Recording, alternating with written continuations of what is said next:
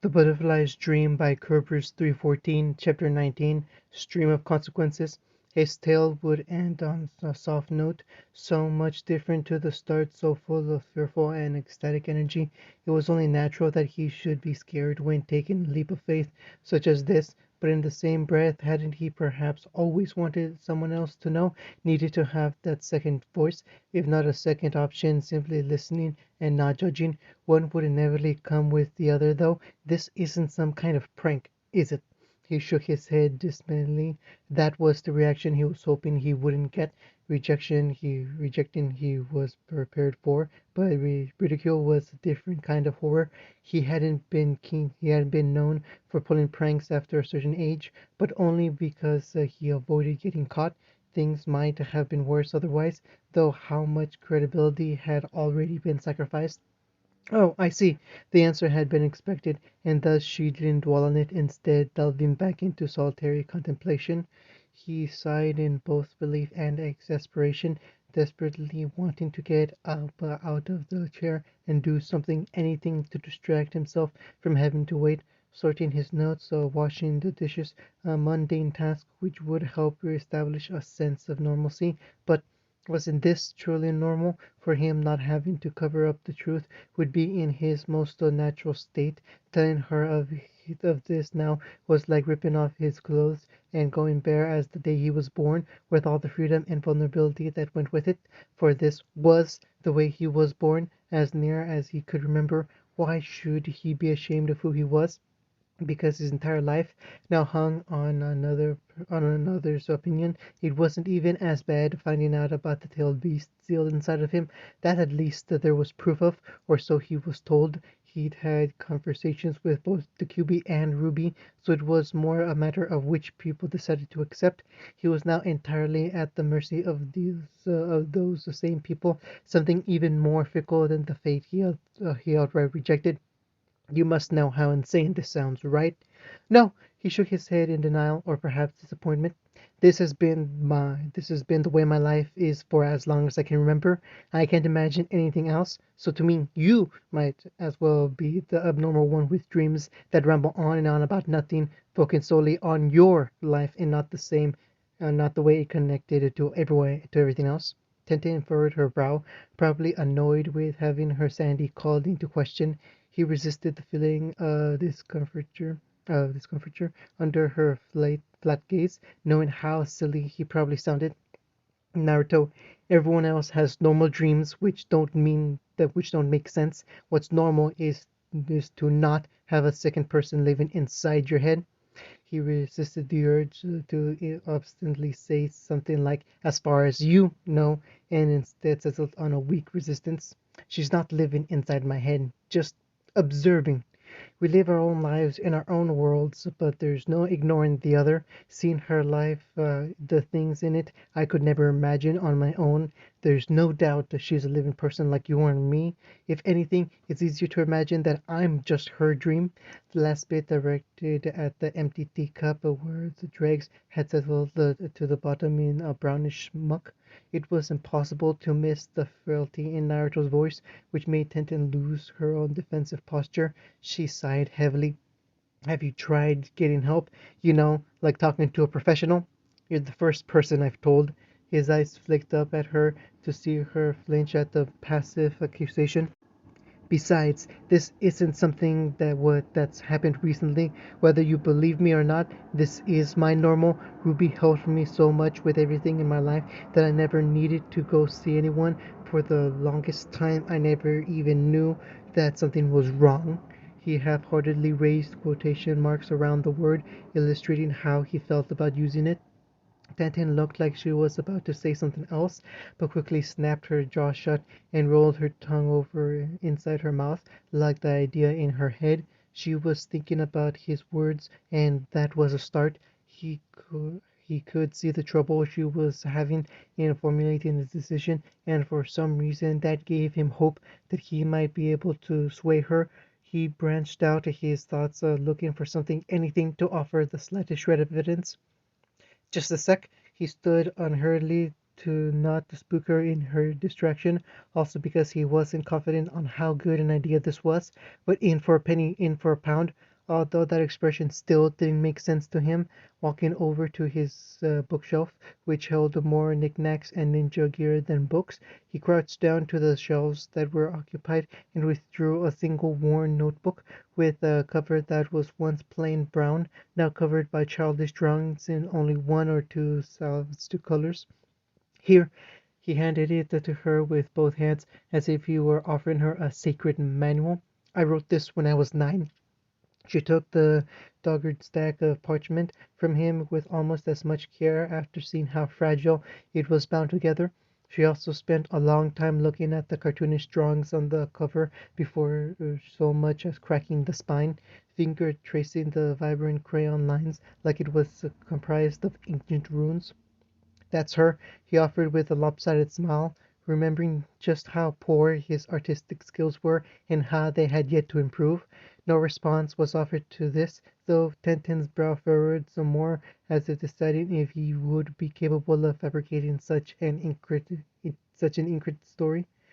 All doubt would be removed once she glanced at the first page, though. "What is this?" "That's English," he said with a slight accent, more used to writing it than speaking it, "and Roman characters. Ruby and I can't actually know what the other is thinking, but we can see and feel everything, so writing to each other was easiest, rather than talking out loud like some nut." Ignoring the irony in this, I just decided to use her language because I still have trouble with writing, and she had people to teach her. At first my handwriting was worse than hers, but it gets better later on. She turned her focus on to him when he started speaking in a different language, suddenly recognizing some of the guttural tones from the times that she heard him mumble in his sleep during missions. "What did you say?" He repeated the sentence in Japanese, only to see her shake her head and delve back into the pages, hoping to find some answers there. Brown eyes scanned the pages with the same intensity as decrypting an enemy code.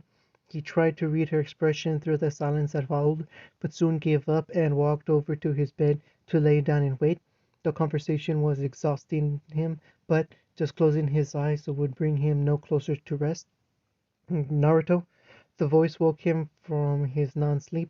His answer was to sit up and watch her as she shut his precious journal softly and lay a single hand on its back cover, trying to observe it all. Blinking slowly at her, he awaited the verdict. It would be another agonizing while as she tried and failed a couple more times to begin her sentence. Still he was not deterred, and continued to wait on pins and needles. "I." He held his breath. "You." She resisted the urge to sigh as she still seemed too comforted to give him a straight yes or no. He wouldn't be opposed to letting her go home to think about it some more, except that she might spread misconceptions if all her questions were not reassured here and now. He trusted her implicitly, but not himself, to make the correct decision. "If you had to describe what kind of person is she?" Though not prepared for that drastic turn, it was something that he could in fact answer. "Honest, straight-faced as if delivering a report, brave, caring, talented, fast." A smile on his face broadened as he relaxed into the words. "A little goofy," a lone chuckle, "not to mention a little unsure around new people, but above all a fighter, one who has been through a lot but doesn't give up. Kinda like you." The statement was left at that, not meant to be a compliment, and so he didn't take it as such. He pursed his lips and shook his head. "Yeah, but also not." He could see where her thoughts were going, but one could not be used as an analogy for the other. "Ruby's a different person, Tintin. She's also shy, has some issues about self-confidence. She really likes weapons and has an unhealthy obsession for sugar."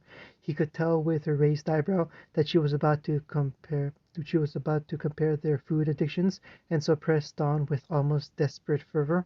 Her favorite color is red, not orange. She likes puppies and romantic comedies, fresh clothes which come just out of the dryer, and the sounds of owls hooting at night. She doesn't care about the 3 minutes it takes to cook ramen, but hates having to share a bath.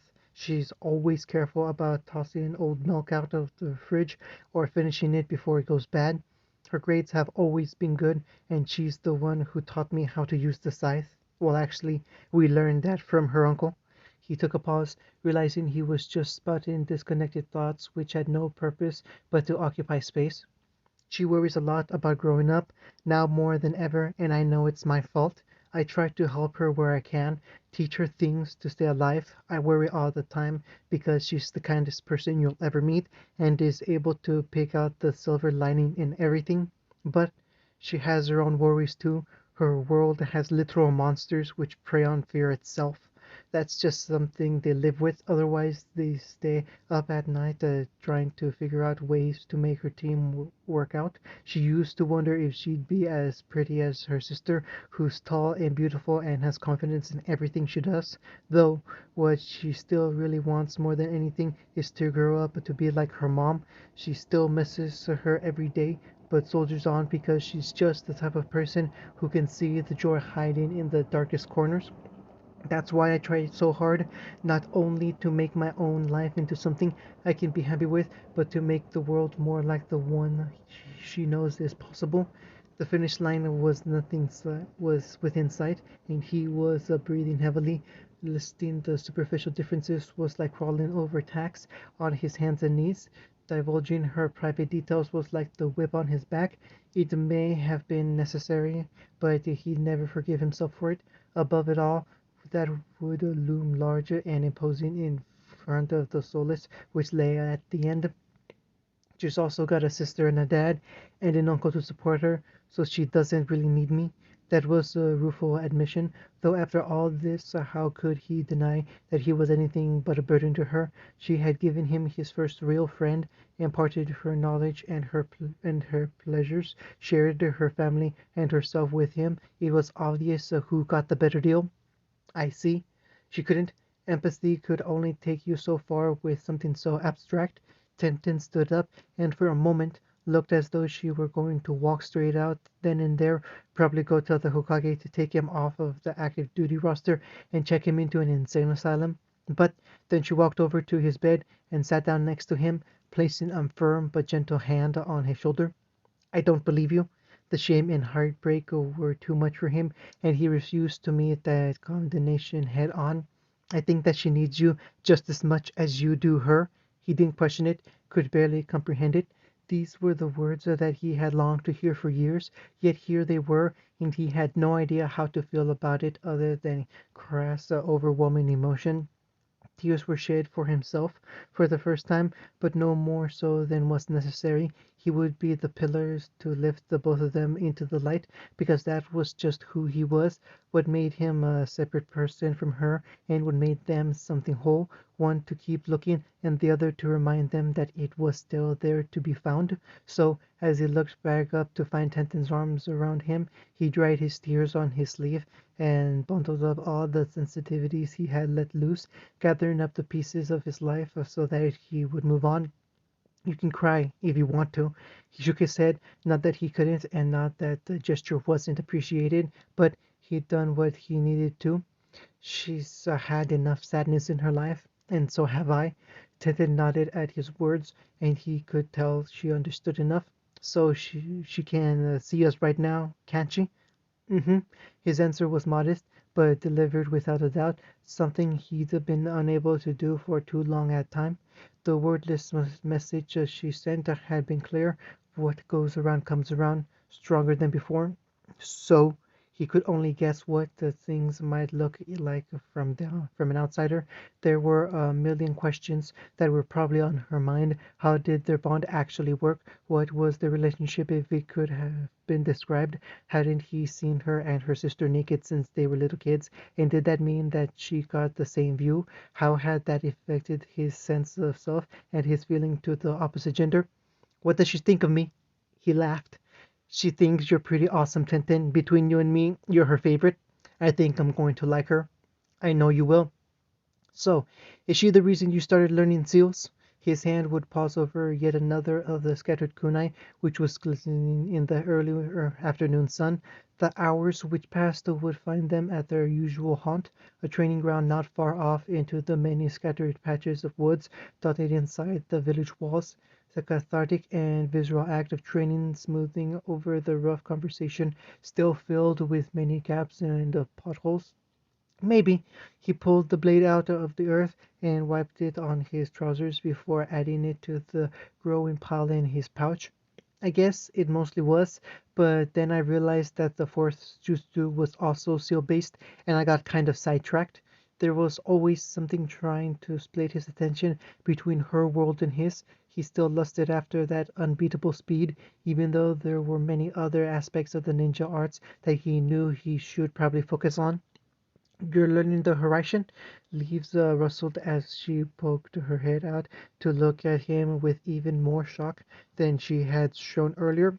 "Yeah," he replied hesitantly as he jingled another three knives out of a tree. Arrow Sennin was the sensei to the fourth, so he had some good pointers as to where to start. Specifically, he had asked Jiraiya if the man knew any techniques akin to teleportation, guising it with the pretense of improving his body flicker.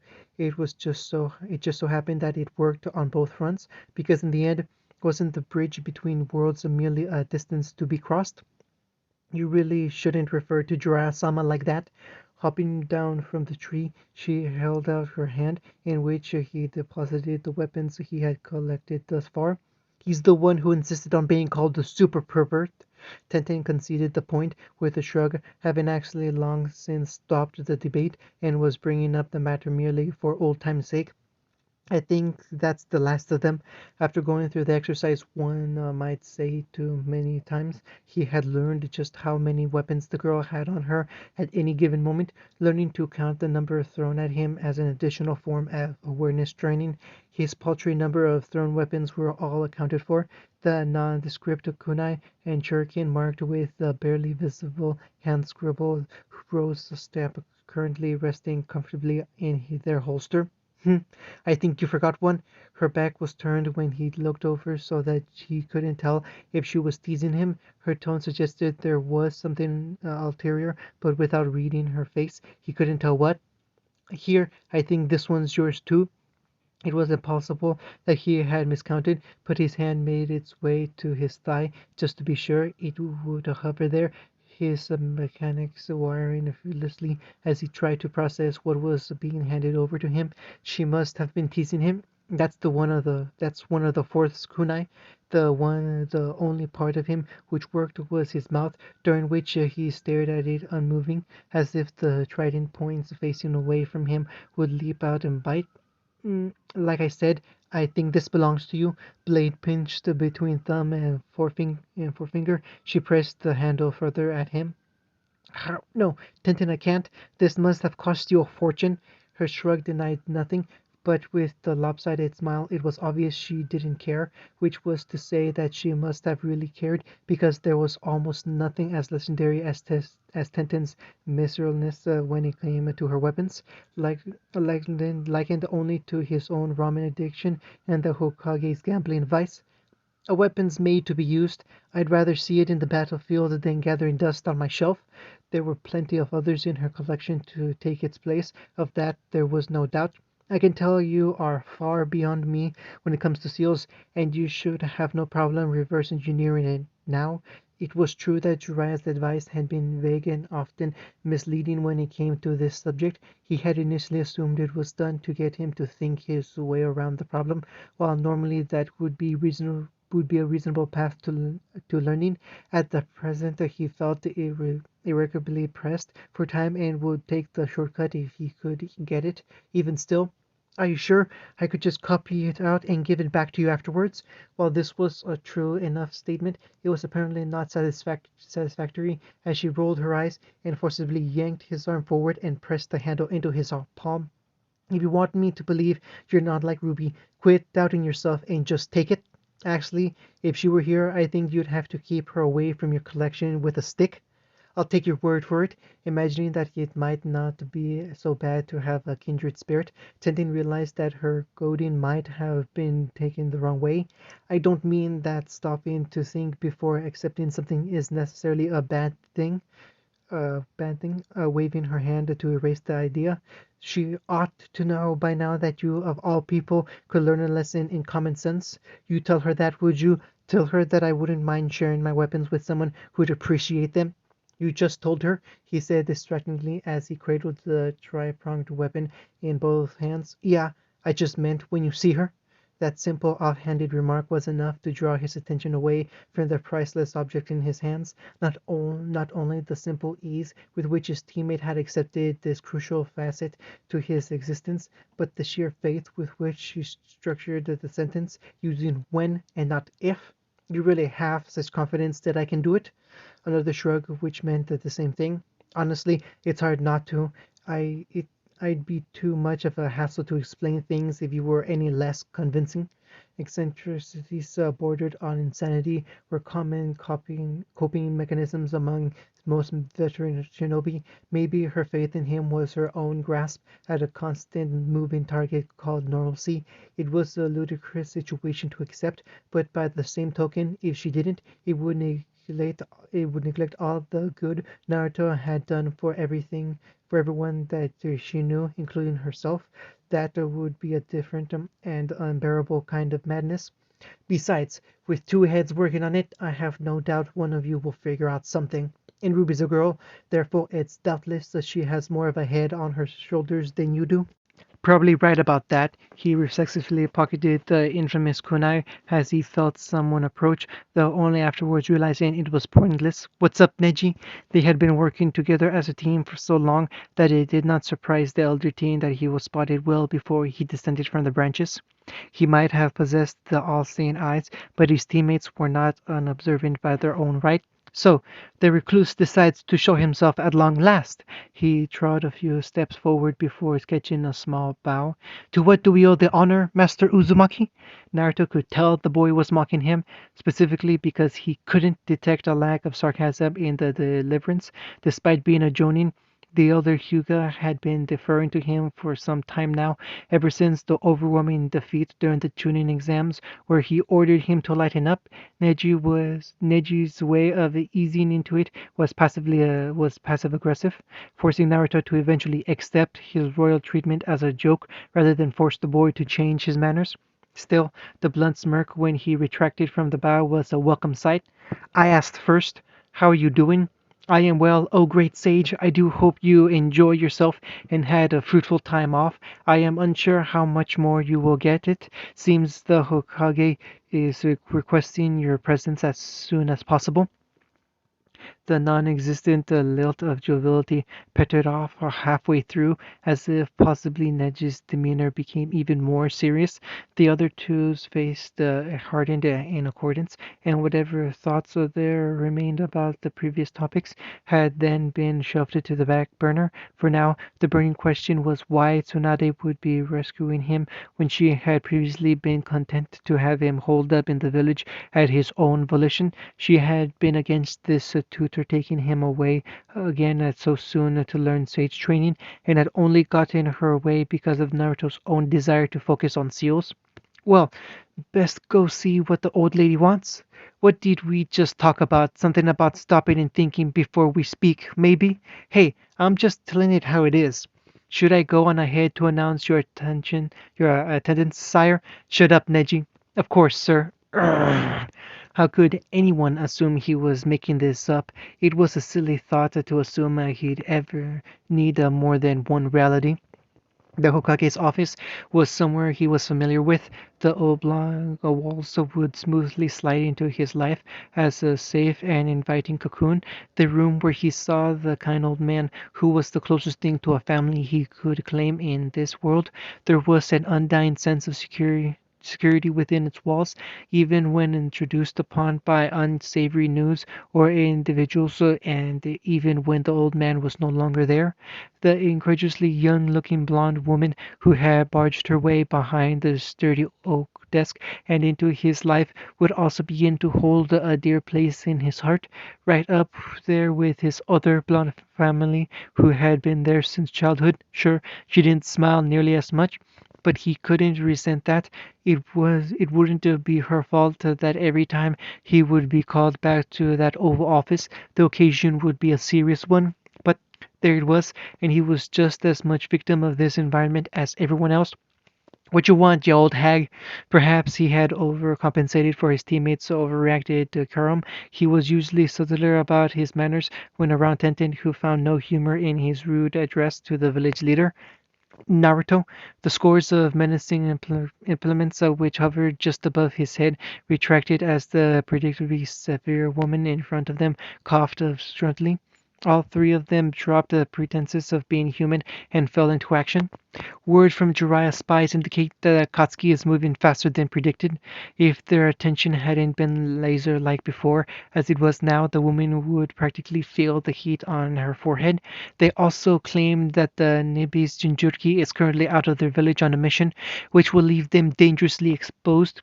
I'm sending you to intercept the intervene. If at all possible, you will try and not make contact with the other Jinchuriki, even if this is a mutually beneficial action. Another village might not see it as such and view it as an infringement on their territory. Do I make myself clear? This question was directed singularly at Naruto, in essence telling him that she was making him a compromise of sorts. He was hesitant to thank her for it, but luckily no thanks were necessary. Hi, Hokage-sama, an approving nod, and what he hoped was a smile hidden behind her folded hands. You will also be taking along reinforcements. Neji may accompany you, but he will not be leading and will most likely only be able to offer auxiliary support. This was an odd demand for their second mission back together. Yamato, they knew, was out on his own tasks, but to be so express about not placing Neji in charge was like a sense of vertigo trying to sweep them off their feet. May I ask why, Hokage-sama? His composure may have been legendary, but to be so blatantly separated from his comrades was an affront on multiple levels. The current Nibis association is with Kumo, and under no circumstances are you to follow the mission over their borders.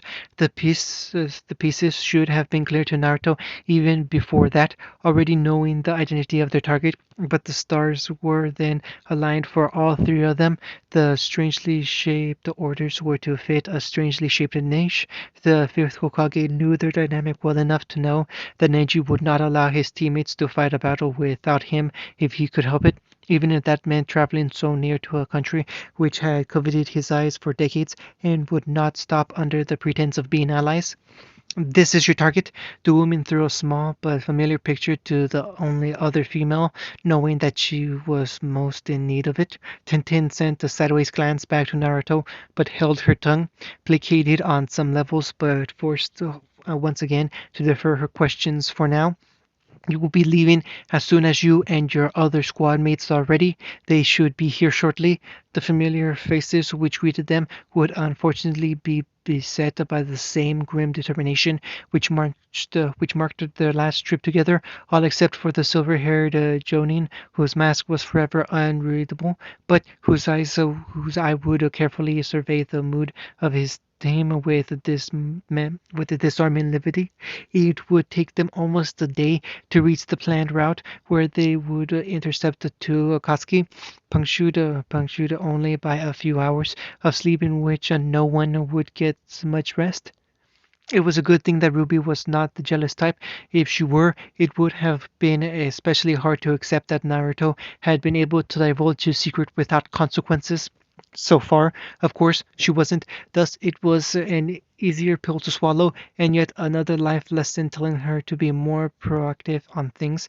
It went without saying that she would have to own up to her own secret with her team sometime, and sooner than rather than later. It also might have made it a little bit better to see his success, given her hope of her for her own. Plus, Tenten thought she was cool, so there was no way she could feel bad about that. "You're looking pretty chipper this morning," her partner commented with approval, glad at least for the change since last night. Both Ruby and Naruto had their own problems to work through in their unique ways, but this would be the first and last time she went a night on her own willingly. The cold and lonely branch had expunged her impatience and convinced her once again that she needed others in her life. Slaughtering a horde of Beowulf and a lone Ursa on her way back to Beacon had also helped to satiate her for a while. Starving, though. thought you would be. Here, Blake slid the plate with a couple of slices of French toast, sliced into finger-sized pieces and topped with powdered sugar and strawberries. So that's why you got that, solving the puzzle as to why the reserved woman had opted for the decade sweets instead of her usual fish conch. A sharp intake of breath, followed by a bench shifting, roughly showed that her gift was appreciated. How did you know? The question already had powdered sugar surrounding it. Blake rolled her eyes. It wasn't hard to guess, but you got it for me without knowing where I'd gone. Looking at the offering forlornly, she set her fork down. How did you know I'd come back? A shrug which bobbed her black curls. It was the older girl's answer half the time anyway. You're just not the type of person to leave people hanging. Ruby brightened, seeing her partner nod her head lightly as well. Besides, we all have our quirks that we're just going to have to get used to. Weiss looked a little reluctant to agree with this statement, but dangerously offered her partner another smile, which earned her a bone-crushing hug. Yang, the normally boisterous woman, had compartmentalized herself from the reunion until directly addressed. I'm sorry I blew up at you. Can you forgive me? Of course I can, silly. Her juvenile words were belied by the dampness in her eyes. I want to help you out as best I can. It had been hard to come to terms with it, but perhaps going along with her father's plan hadn't been the best decision. The difference between crazy and odd wasn't nearly so large as the gap between a happy and a sad Ruby. She knew which one she preferred, if one was the price to pay for the other. As far as she could tell, whatever fantasies her sister lived hadn't hurt her, except for their discovery, medicine, a poison for the wrong problem. I know you do, sis. Ruby Rose versus Team Cardinal. Morning would see them in Glinda Goodrich's class again, and would find her under the spotlight, opposite four very indignant-looking male youths. It was supposed to be a lesson in fighting off multiple opponents, and it was also supposed to be Pyronikos, the most experienced first year in her place. But in the giddy afterglow of this morning's reunion, and the re-embrace of the night previous, she would have agreed to any ill-advised request, even one so poorly masqueraded revenge. Are the combatants ready? Oh yeah, you better believe it. The whole class could hear the lumbering leader of Team Cardinal's grip tighten around the leather handle of his mace. In the audience, Ruby's teammates weren't sure what was more incomprehensible, their captain's ignorance of the palpable animosity, or the fact that the professor was overlooking it. Whenever you are, the girl's reply was light amidst the heavy air, one hand on her weapon, which had already tasted blood that day. Begin. Ire was evident in Glinda's face as she stood far off to the side, but she didn't stop the fight even when the four jumped the gun ahead of her signal and blitzed the lone girl with a ferocity of wolf of wild dogs. Was it her surprised confidence in Ruby which extended her patience, or was there some ulterior motive? Regardless, any worry she did possess would have been wasted on Ruby, and better spent on the four males who were blinded by their rage that they couldn't hit the broadside of a Goliath, much less the pipsqueak who was all too keen to run between their legs and let them do the hard work. Despite the heft of his weapon, Cardin was the first to reach Ruby with an overhand swing that could be seen a mile away, much less across the ring. With the muscular, with the muscle, with the muscular she put on after a few weeks of steadily increasing her diet, she might have been able to block it, but that would have just been showing off.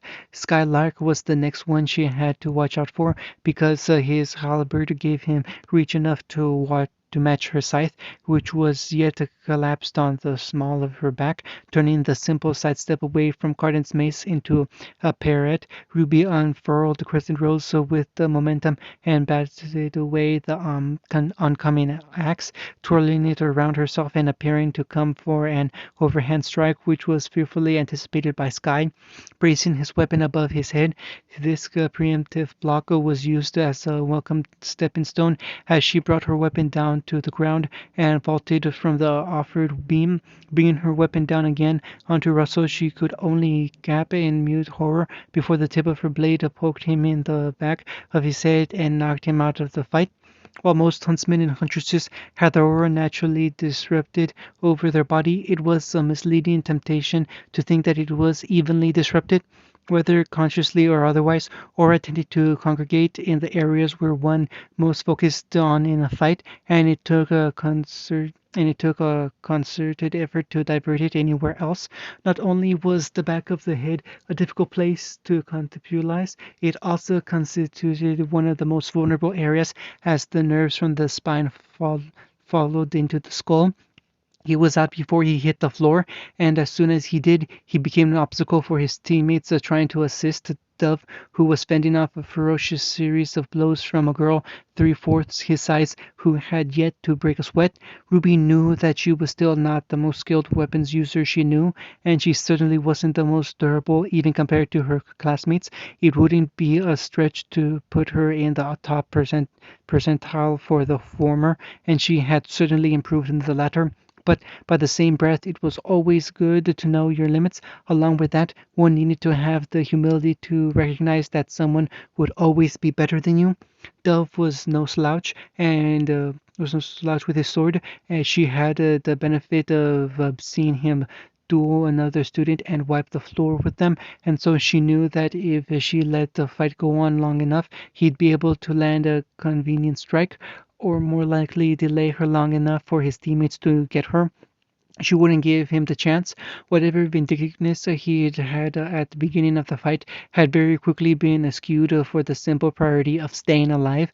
Finesse had gone out the window as this petite girl hammered on his defenses with her ridiculously large weapon, not even letting him breathe, but not looking out of breath herself. His only consolation was the relief was a split seconds away. Yet in the fight that could be decided in just that long, he still had reasons to worry.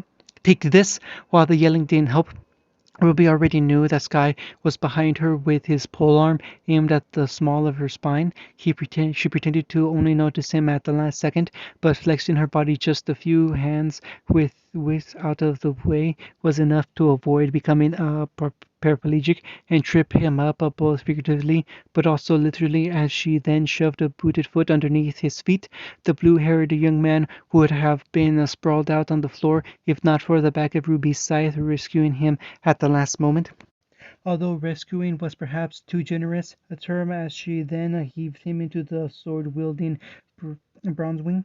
After that maneuver, she actually had to give Cardin a significant portion of her attention as he lit into her with unbiased fury. It was not unfair to say the young man was strong. His first blow that she deflected still managed to rattle her bones, and the second made her hands throb in protest. She would not let him get her third in, however, and offer her own instead, showing that her scythe wasn't just a cardboard mock-up.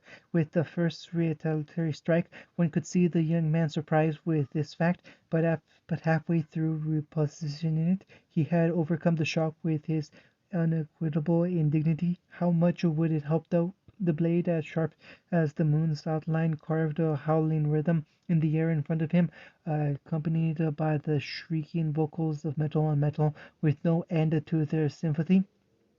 Bullish in demeanor, but certainly not as dumb as bovines. Cardin knew that he was being goaded into a trap. Worse, it was working as each rapid-fire blow on his defensive stunk of mediocrity. She was still holding back, and it pissed him off to no end.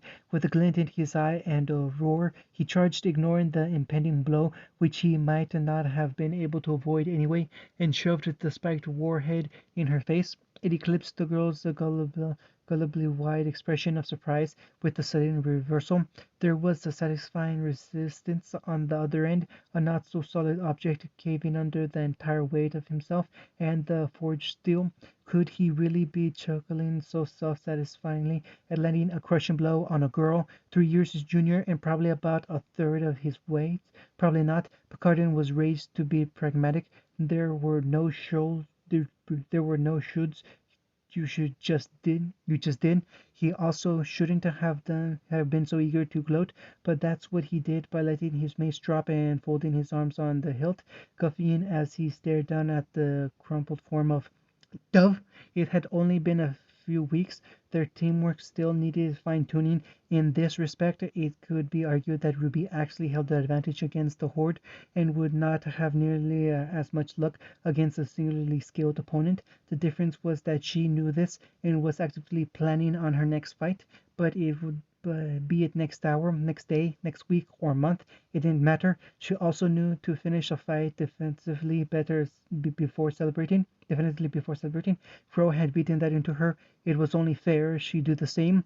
The shadow which descended over Cardin was brilliant in the intense stage of light, but diffuse as the angles shone from every direction.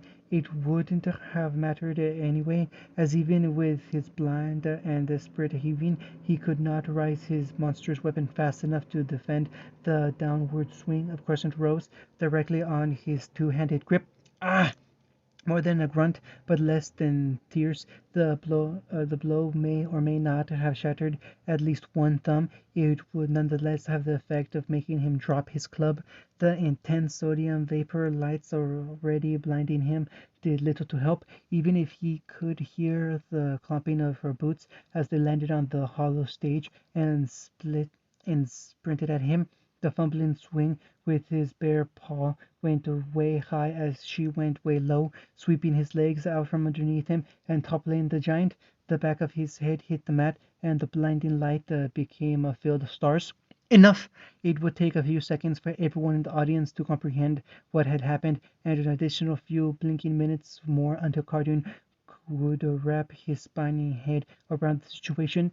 Two of his teammates had dragged themselves back up off the ground, chagrined to know that Dove was the exception.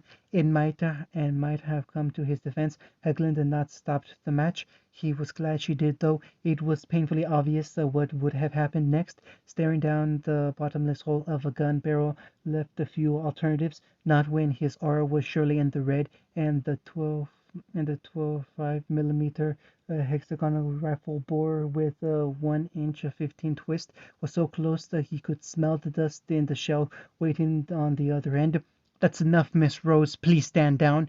It might have seemed inappropriate to most that Glinda chose to speak now when she wouldn't do it earlier, but it was more a reprieve for the victorious girl and not the losers. Glinda was making it so that Ruby would not have to give that painful ultimatum to the defeated, continue or else.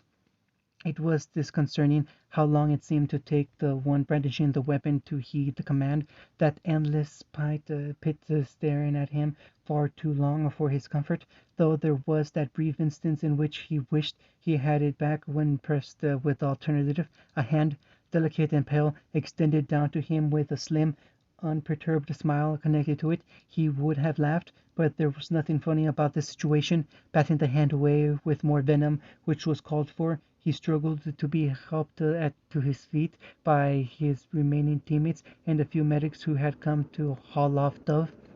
It was easy to ignore the jeers at his poor sportsmanship and excruciating analysis of their skills by the combat teacher. Easy to ignore a lot of things, including physical pain, when confronted with the pain of humiliation. His sight, which was weaving in and out of focus, set on that passive set of steely gray eyes, tracking him as he was hauled disgracefully out of the room. The anger he possessed would not wane, but it would grow to be accompanied by a new sensation, one which was foreign to him, but ironically dear to his new mortal adversary. Fear. Never would he admit it out loud, but that looming question would threaten to devour him lest he replicate it with heavy doses of vengeance. Would she have pulled the trigger? Could Carton ever admit to himself that he was afraid of Ruby Rose? Ozpin would begin his conversation with a glowing compliment on her performance, totally opposed to the veiled redaction from Goodwitch, and almost bouncing off the nonplussed girl. Admittedly, she enjoyed the wild praise the man metered out to her like medicine signal, and the institution had set a low bar, though, and this was something to keep in mind. The letter too had taught her that such things always came with strings attached. The headmaster The headmaster's baggage was never clear, even after he explained it. This was a given. From the beginning, she knew that he held his cards close to his chest, even even when showing his hand. The knowledge that he would ask something of her was the only promise. The difficulty of the task, a predictable fact, in a way that surely made things easier, taste slightly less bitter.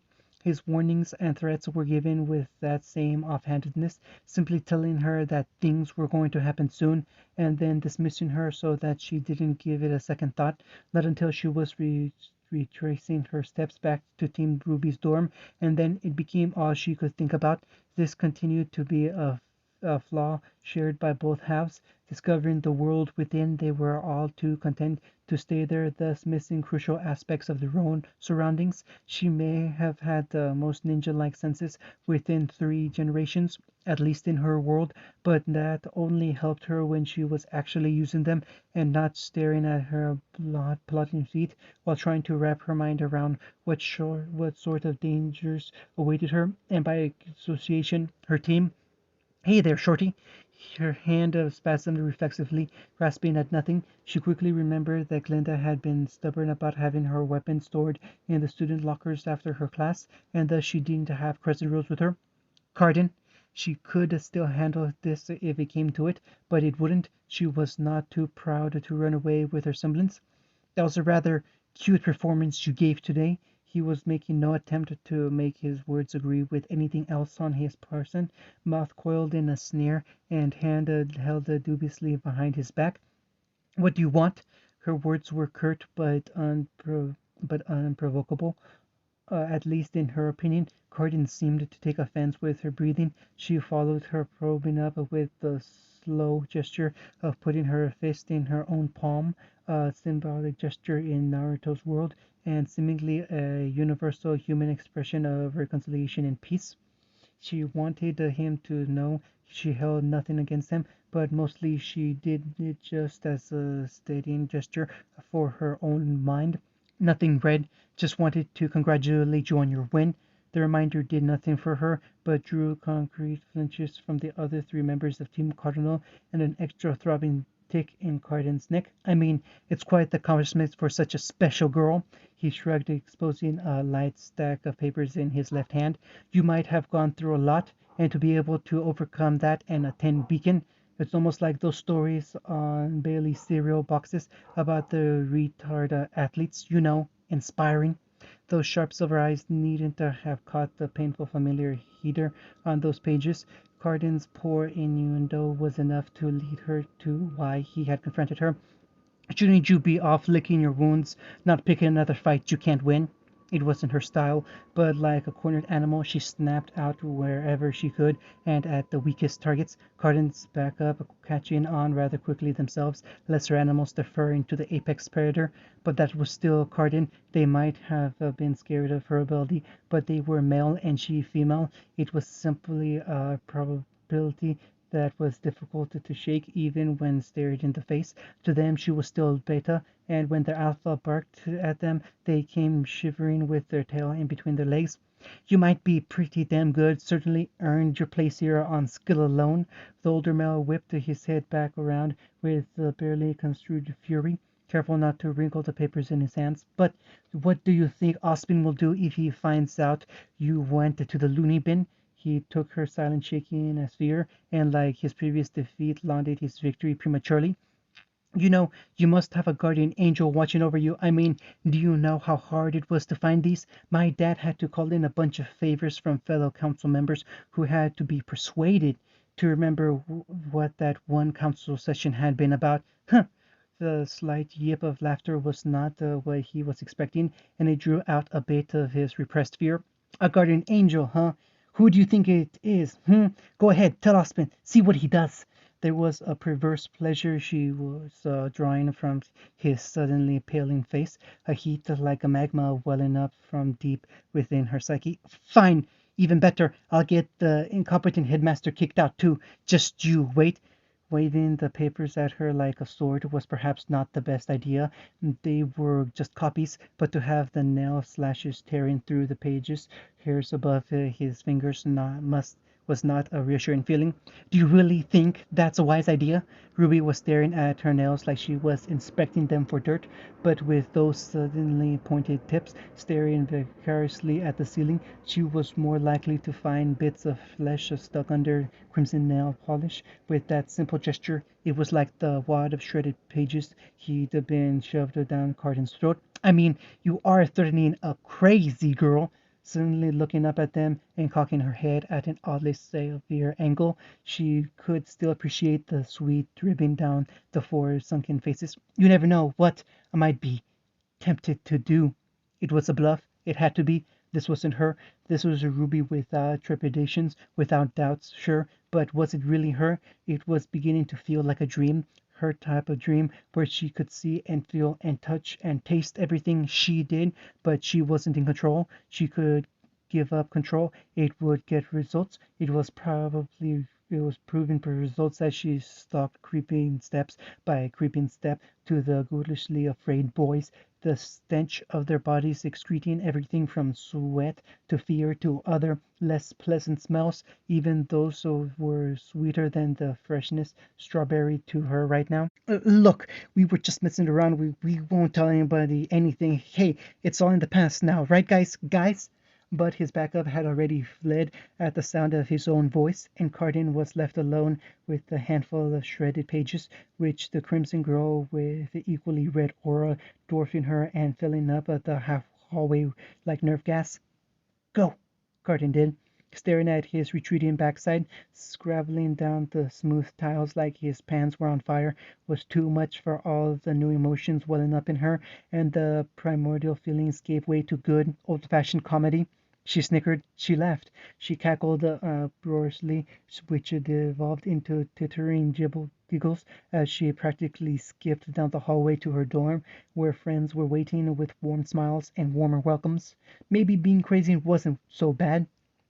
Winter would cover everything in sparkling blanks of snow, making it as silent as the grave by the time the girl in the red cloak reached the solitary cabin deep in the woods. The sight of her mother's house, a faded memory, no more tangible now than it was before, just like her purpose. She would approach the door, which had not budged in decades, and rap thrice upon it, an empty sound, dead end by the smothering snow. It's not locked. The voice of the mother she could hardly remember would call from inside, but even as she tried the handle, the soaked and swollen wood would not budge, it would not even rattle. Mother, she called to the dark and cobwebbed windows. I can't get in. There's a hole around the side big enough for you to crawl through. It would be there just as she said, a gnawed and scratched entrance in the snowbank which led deep underground. She would crawl in head first, and there would be just enough room to push the basket ahead of her. It would be cold, perversely even colder than it was outside, the cloak around her shoulders not enough to stave off the bitter feelings, and it in hand an enchanting presence, dulled by the muddy walls and roots which snagged along tears like lightning bolts. But there would be a light at the end of the tunnel, a dim warmth which she desperately crawled towards. End of chapter 19.